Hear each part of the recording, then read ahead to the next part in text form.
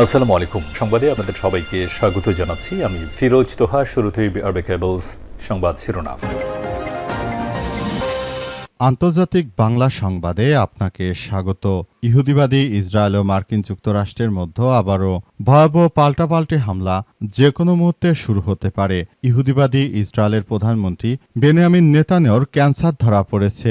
এই ঘটনায় ইরানিরা অনেক বেশি খুশি হয়েছে। তারা জানিয়েছে যে আল্লাহ পাক ছাড় দেন কিন্তু ছেড়ে দেন না। ইহুদিবাদী ইসরায়েলের প্রধানমন্ত্রী এই কুখ্যাত সন্ত্রাসীকে অনেকবারই ছাড় দেওয়া হয়েছিল, কিন্তু তিনি মানুষ হত্যায় কখনো পিছপা হননি। এবার তার উপরে আল্লাহর গজব নেমে এসেছে। আর এই মুহূর্তে আমাদের হাতে এসে পৌঁছেছে ইরান, ইসরায়েল ও যুক্তরাষ্ট্রের মধ্যে যুদ্ধের সর্বশেষ গুরুত্বপূর্ণ সবথেকে তাজা আপডেট সংবাদ। প্রথমেই জানাবো, পাকিস্তানি সেনাপ্রধানের সঙ্গে ইরানি পররাষ্ট্রমন্ত্রীর বৈঠক, যুদ্ধ অবসানী লক্ষ্য। পাসটুডে জানিয়েছে ইসলামী প্রজাতন্ত্র ইরানের পররাষ্ট্রমন্ত্রী সাইদ আব্বাস আরাগচি ইসলামাবাদে পৌঁছে আজ পাকিস্তানের সেনাপ্রধান ফিল্ড মার্শাল আসিম মুনিরের সঙ্গে সাক্ষাৎ করেছেন। এ সময় তাদের মধ্যে দ্বিপক্ষীয় নানা বিষয় নিয়ে আলোচনা হয়েছে। এ বিষয়ে খুবই গুরুত্বপূর্ণ সংবাদ জানাবো, সঙ্গেই থাকুন।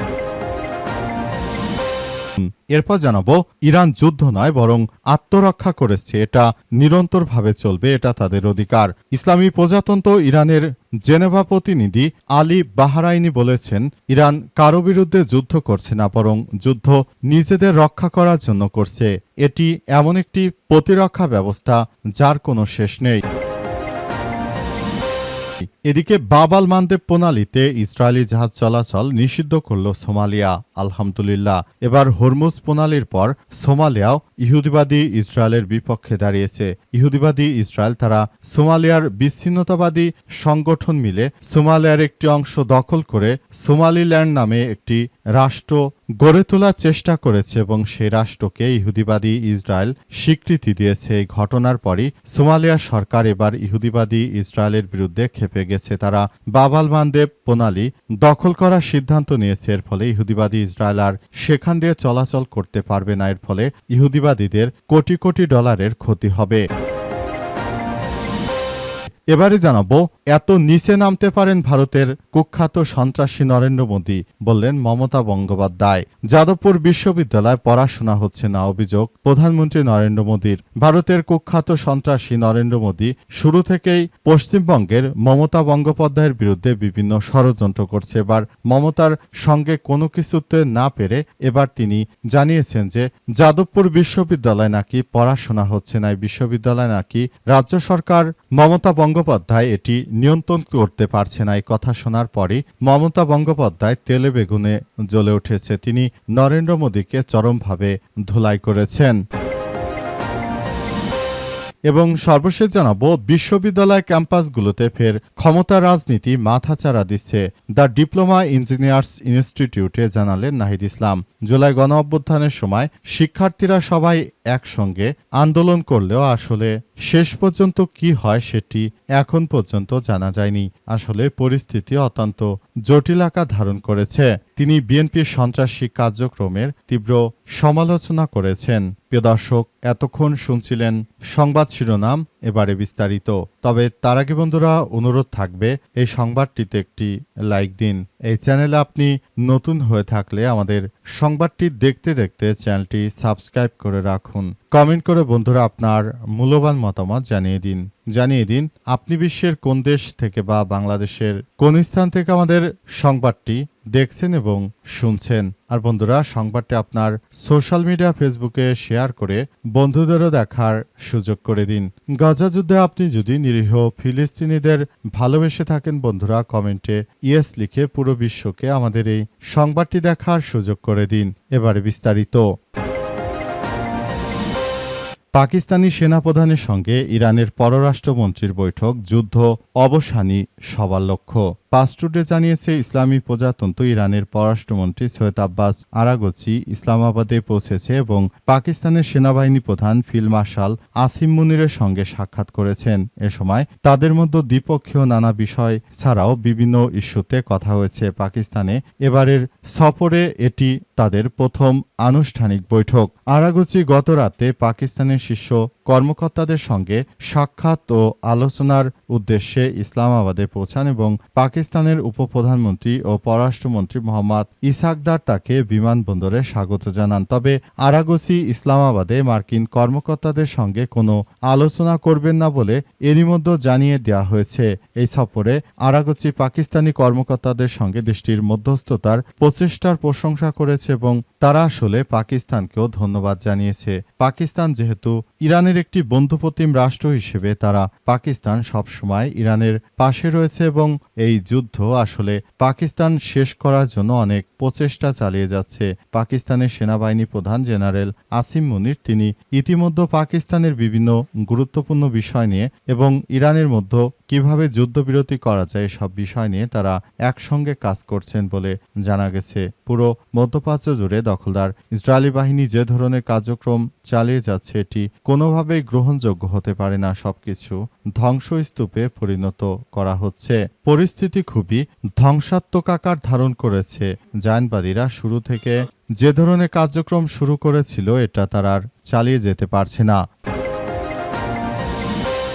ইরান যুদ্ধ নয় আত্মরক্ষা করছে, এটা চলবে নিরন্তর, জানালো ইরান। পাস্টুরে জানিয়েছে ইসলামী প্রজাতন্ত্র ইরানের জেনেভা প্রতিনিধি আলী বাহরাইনি বলেছেন, ইরান কারো বিরুদ্ধে যুদ্ধ করছে না, বরং নিজের আত্মরক্ষার জন্য তারা কার্যক্রম চালিয়ে যাচ্ছে। তিনি সেখানে আরও দাবি করেছেন যে বর্তমান সময়ে ইরান একটি শক্তিশালী রাষ্ট্র হিসেবে যে উঠে দাঁড়িয়েছে এর জন্য তিনি তাদের যারা শাসনকর্তা রয়েছেন তাদের প্রতি ধন্যবাদ জ্ঞাপন করেছেন। তিনি আরও জানিয়েছেন যে পুরো বিশ্বজুড়ে দখলদার ইসরায়েলি বাহিনী ও মার্কিন যুক্তরাষ্ট্র তারা যে ধরনের অন্যায় অবিচার করে গেছে, তারা নিরীহ মানুষ হত্যা থেকে শুরু করে এমন কোনো কার্যক্রম নেই যা তারা চালায়নি।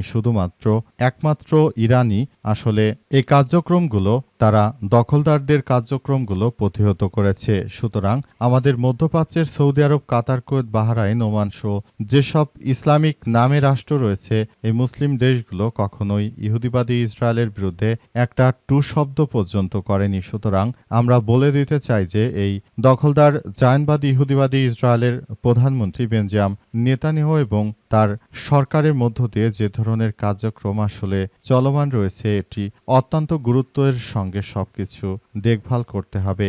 যদি এভাবে আসলে পরিস্থিতি চলতে থাকে এবং এই পরিস্থিতির মধ্য দিয়ে আমাদের সবাইকে এগিয়ে যেতে হয়, এক্ষেত্রে আমরা খুবই ভয়াবহ বিপাকে পড়তে পারি। সুতরাং এখনই আমাদেরকে এই জায়নবাদীদের বিরুদ্ধে কার্যক্রম চালিয়ে মুসলিম ভাই বোনদেরকে রক্ষা করতে হবে। পুরো বিশ্বজুড়ে দখলদার ইসরায়েলি বাহিনী যে ধরনের কার্যক্রম আসলে শুরু করেছে এটা কোনোভাবেই মেনে নেবে না ইরানের ইসলামী বিপ্লবী গার্ড বাহিনী। তাই শত বাধা সত্ত্বেও, আমেরিকার নিষেধাজ্ঞা সত্ত্বেও শুধুমাত্র ইরানই আসলে মুসলিম রাষ্ট্রগুলোর পাশে দাঁড়িয়েছে, ফিলিস্তিনের পাশে দাঁড়িয়েছে। আপনি একজন মুসলিম হিসেবে নিজের বুকে হাত দিয়ে কি বলতে পারবেন যে নিরীহ ফিলিস্তিনিরা শিয়া সম্প্রদায়, তারা হচ্ছে সুন্নি সম্প্রদায়, তারপরও ইরান শিয়া সম্প্রদায়ের হয়ে তারা নিরীহ ফিলিস্তিনিদের পাশে দাঁড়িয়েছে।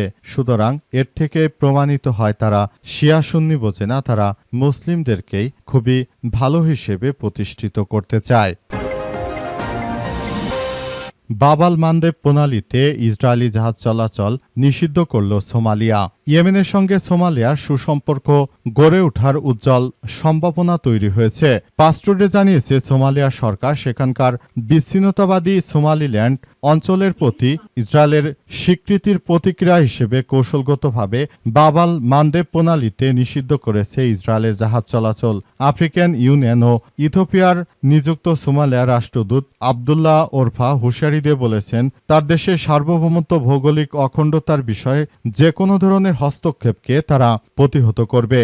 সেখানে আরও উল্লেখ করা হয়েছে যে পুরো বিশ্বজুড়ে দখলদার ইসরায়েলি বাহিনী যে ধরনের কার্যক্রম চালিয়ে যাচ্ছে এটি কোনোভাবেই আসলে গ্রহণযোগ্য সম্ভব নয়। ইহুদিবাদী ইসরায়েল তারা সোমালিল্যান্ড অর্থাৎ সোমালিয়ার একটি বিশেষ জায়গাকে স্বাধীন ঘোষণা করেছে একটি বিচ্ছিন্নতাবাদী পক্ষ। তারা এই সোমালি ল্যান্ডকে আমেরিকা থেকে স্বীকৃতি এবং ইসরায়েলও স্বীকৃতি দিয়েছে। সুতরাং মুসলিম শক্তিধর রাষ্ট্রগুলোকে বিভক্ত করার জন্য ইসরায়েল উঠে পড়ে লেগেছে। তারা সোমালিল্যান্ডকে আলাদা রাষ্ট্র হিসেবে স্বীকৃতি দেওয়ার পরই সোমালিয়ার বর্তমান সরকার যিনি রয়েছেন তিনি এই ধরনের পদক্ষেপের কথা জানিয়েছেন এবং পুরো বিশ্বজুড়ে দখলদার ইসরায়েলি বাহিনী ও মার্কিন যুক্তরাষ্ট্রে যে ধরনের অন্যায় অবিচার চলছে এর জন্য সবাইকে এক হওয়ার প্রতিও আহ্বান জানিয়েছে এবং সারা বিশ্বজুড়ে ইহুদিবাদী ইসরায়েলের বিরুদ্ধে চরমভাবে কাজ করবে সোমালিয়া। ইতিমধ্যে তারা ইয়েমেনের হুতি বিদ্রোহীদের সঙ্গেও কথা বলেছে এবং সবাই একমত যে তারা এবার হরমুজ প্রণালীর পর বাবাল মানদেব দিয়ে কোনো ইহুদিবাদী ইসরায়েলের কোনো জাহাজই চলাচল করতে দেবে না।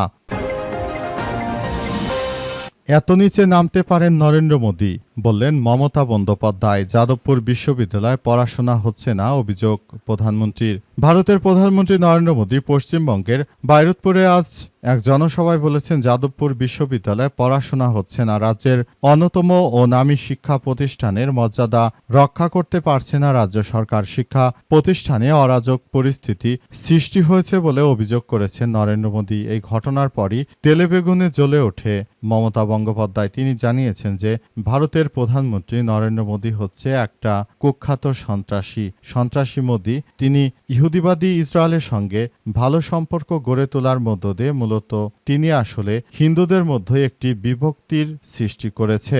কারণ হিসেবে বলা হচ্ছে যে নরেন্দ্র মোদী যে ইসরায়েলের সঙ্গে সাক্ষাৎ করে তাদের সঙ্গে যে বন্ধুত্ব করতে চায়, এই ইসরায়েলিরাই হচ্ছে পৃথিবীর এমন একটি রাষ্ট্র যে রাষ্ট্রের সঙ্গে আসলে সবারই বিরোধ সৃষ্টি হয়েছে, অথচ মোদী গিয়ে এই রাষ্ট্রের সঙ্গে আলাপ আলোচনা করার মাধ্যমে ভারতকে আবারও একটি ধ্বংসযোগ্য দিকে নিয়ে যাচ্ছে। এরপর মোদী যেহেতু ইহুদিদের সঙ্গে সখ্যতা গড়ে তুলেছে, সুতরাং ইহুদিদের ধর্ম হচ্ছে তারা এক সৃষ্টিকর্তায় বিশ্বাস করে, অপরদিকে ভারতের হিন্দুরা বিশ্বাস করে বহু দেবদেবীতে। এটা থেকে বোঝা যায় যে হিন্দু এবং ইহুদিদের সঙ্গে কোনোভাবে কোনো মিল নেই। সুতরাং তারাও যখনই সুযোগ পাবে তখনও তারা ভারতের উপর আক্রমণ করবে। সুতরাং এই মুহূর্তে তাদের এই প্ল্যান থেকে নরেন্দ্র মোদী ভারতকে বাঁচাতে পারছে না তার মতো একজন কুখ্যাত প্রধানমন্ত্রী বলে এমন কথাও জানিয়েছেন মমতা। এছাড়াও পশ্চিমবঙ্গে যে ভোট হয়েছে সেই ভোটে অবৈধভাবে বল প্রয়োগ করেছে এই নরেন্দ্র মোদীর সরকারের বাহিনীগুলো। তারা ইতিমধ্যে মুসলিমদের বিরুদ্ধে শক্তিশালীভাবে বল প্রয়োগের চেষ্টা করেছে, যেটা ভারতের সাংবিধানিকভাবে স্পষ্ট অপরাধ।